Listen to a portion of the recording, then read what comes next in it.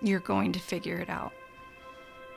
That's what I say to my 9-year-old self. Just keep putting one foot in front of the other, and it will happen. You will manifest it.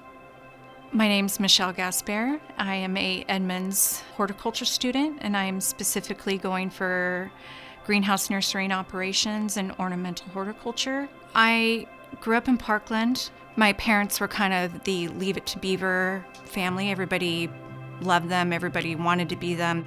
Just the picture perfect family until they weren't. The marriage ended up falling apart, and they both got into drugs and alcohol.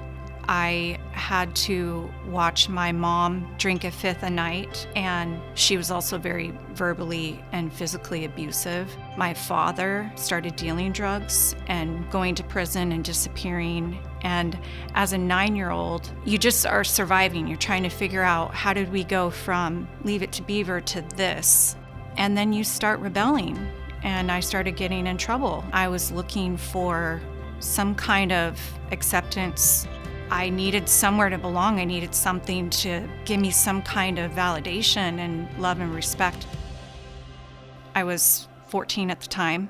I was in front of the judge. She told me that I would go to Purdy, which was the women's prison. And I'm just thinking, okay, I got to do something.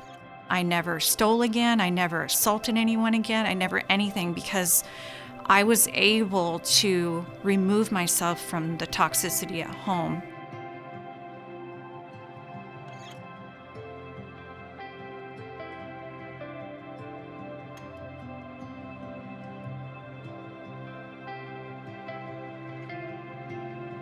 I grow and change and do all kinds of stuff. I'm progressing, I'm in therapy. I get closer to 30 and I meet my husband, and he was as broken as I was, but as driven as I was. And that actual year, I decided to open my salon. And I did that for 10 years. And then I was ready to move on and do something different. And at first I wanted to get my BA, and I didn't know what that actually meant. I didn't really know how I would accomplish that. And I knew that plants was the direction I was going to go. And so I emailed Lorraine, and she said, how about you come down and just see it? And from that day forward is when I signed up with Edmonds. I think Michelle's getting very close to graduating. She works so hard. I mean, she's going to go far. And I know that she actually has a goal of using horticulture to work with domestic violence victims.